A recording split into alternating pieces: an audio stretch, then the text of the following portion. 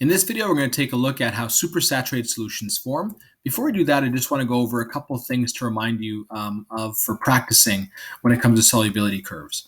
Please make sure that you review solubility curves and do some practice problems to really understand them. I recommend you try this pause, try, play video where you can play the video, see a question, pause it, try it out yourself, play it, see if you're on the right track. So do try that out. You should also be able to do things like explain observations using your knowledge of solubility. So for example, here's an observation. Observation 1, warm soda pop fizzes more than cold soda pop. What's the cause of that? Well, the solubility of CO2, carbon dioxide gas, in water is lower at higher temperatures, which is why there's more bubbling. Or this is another observation here. When water is heated up, gas bubbles appear even before the boiling starts. So what causes that? Well, that's because the solubility of the gases or the air in the water decreases when you increase the temperature, and so that starts to bubble out. So it's little observations like that you should be able to explain using your knowledge of solubility of gases or solids or whatever the observation pertains to. So make sure you go back and try those. Let's go take a look at our supersaturated solution. So this video is a great demonstration of a supersaturated solution. You can watch what happens to supersaturated solutions when you add crystals to them. So essentially, here's our supersaturated solution, which again was a solution that holds more than it should hold. We trick it to do that, and I'll show you how to do that in a minute. But let's say it can only hold 50 grams, and we have 60 grams in there. It's holding more than 50 grams. So if we add a crystal of our solute, just one single crystal to our supersaturated solution, it's going to spit out, vomit out. Oh, I shouldn't have said that as graphic, or release the excess that was there. So if there was 60 grams in here when it could only hold 50, well, 10 grams of it will crystallize or precipitate or undissolve from the solution and come out as this little crystallization spectacle that you see here. It's really, really, really cool. And oftentimes you'll see heat released when that happens as well, and it feels hot if you were to touch it with your hand, which is kind of interesting. So you can watch that video of that process happening here. But let's take a look at how we do that. So let's take a look over here. We have 25 degrees Celsius.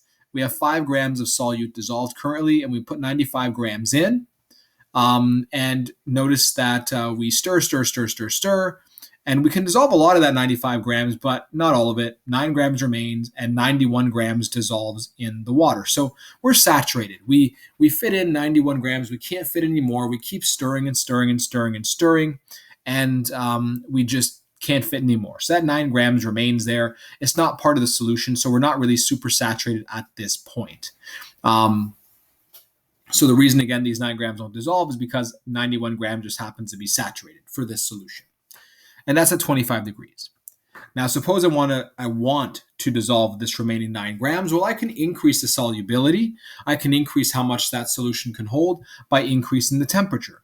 So I'll increase the temperature to 50 degrees, and now all of it dissolves. At this point, we're probably unsaturated still. Because now I have at a higher temperature. Remember, solubility curves at higher temperatures you can hold more. So at this point, at this temperature, I hold 100 grams in, but I'm probably unsaturated because at 50 degrees, I can probably hold more than 100 grams. But I'm not going to add any more. What I'm going to do instead is I'm going to let this cool down back to 25. Remember, at 25, I could only hold 91. But first I heated this up. I dissolved more in there than I should. I let it cool down. I'm back to 25. I don't have 91 in here. I have 100 grams. I'm holding 9 grams more than I should have in there. Okay, 9 grams more than I should have. So this is currently supersaturated. It's very unstable. If I shake it too much or even add one more crystal that we call a seed crystal of our solute, it'll cause everything to spit out. So essentially, that's what will happen here. I'll add a seed crystal, and then it'll precipitate out. The 9 grams that shouldn't be there will precipitate out, and now I'm back to a saturated solution. So this is saturated at this point, even though there's some at the bottom here, this is not dissolved. It's really what's dissolved that counts as being, supersaturated or saturated. So when I spit out my excess from my supersaturated, I just go back to being saturated again. And so you really tricked your solution to hold more by increasing the temperature and stuffing in a whole bunch more. And then you let the temperature drop back down, and you said, well, I don't know. I mean, you're fine. You're a solution now, so you should be okay.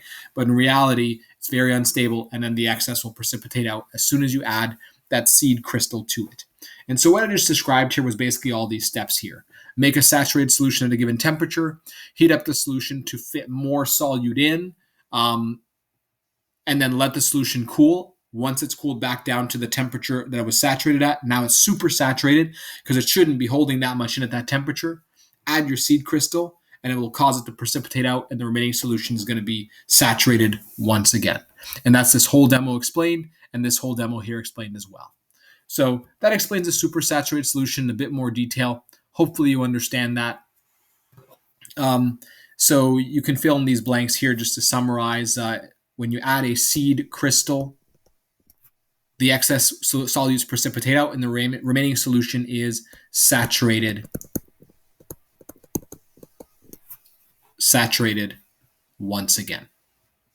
And that's called a supersaturated solution, which we use to, which is basically a solution that's tricked to hold more than it should.